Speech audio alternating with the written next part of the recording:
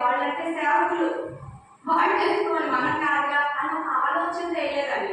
ఇంట్లో ఎప్పుడు ఉదయం సాయంత్రం కొంచెం ఏదో ఏసయ్య ఒకసారి జ్ఞాపకం చేస్తూ ఈ ఉదయం అంతా తోడు, సాయంత్రం ఉదయం అంతా తోడు ఆలోచన ప్రార్థన చేసుకొని పనులు చేసుకుంటా ఉండేదాన్ని. కానీ దేవుడు ఏంటంటే నన్ను ప్రేమించి చక్కగా ఈ బలహీనతలో ఇంకా ఎలాంటి స్థితిలో మనుషులు దాటడం వల్ల కాదు దేవుడి వల్లే అయిద్దని ఇక్కడ ఎమోషన్లో నా గాయాల్లోనే నీకు స్వస్థత, నేను పొందిన గాయాల్లో నీకు స్వస్థత అన్నట్టుగా దేవుడు ఆయన పొందిన గాయాలను నాకు స్వస్థత ఇస్తా వచ్చాడు.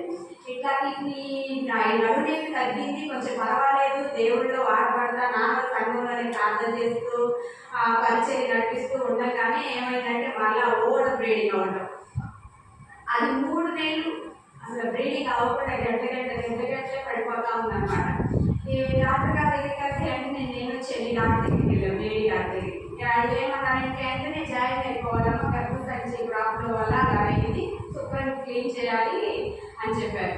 5,000 అయింది, డబ్బులు తీసుకెళ్ళండి అన్నారు. చూడండి, ఒకదానొకటి ఇట్లా ప్రయాణం చేస్తూ ఉండగా మళ్ళీ వెంటనే హాస్పిటల్లో జాయిన్ అవుతే 5,000 అవుతుంది, ఐసీలో ఉండాలి ఒక రోజు అలా అన్నారు.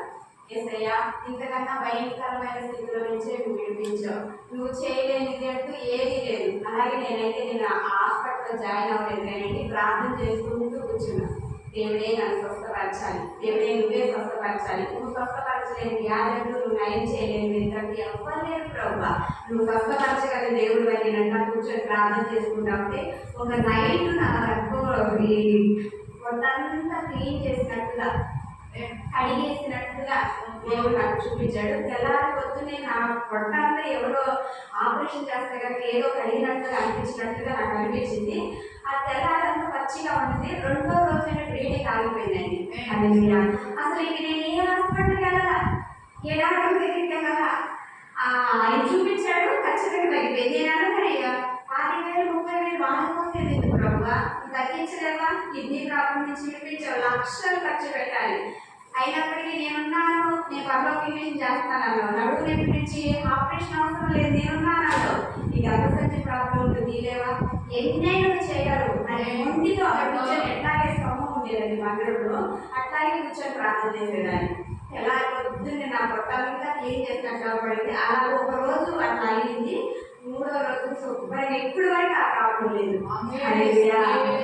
అట్లా దేవుడు ప్రయాణం చేస్తూ ఉండగానే నేను 2018లో రక్షించబడ్డాను. 2018 ఎందుకంటే 2015 నుంచి నాకు ప్రాబ్లం స్టార్ట్ అయింది. 2016లో సమస్యల్లోనే ఉండి నడుస్తున్నా.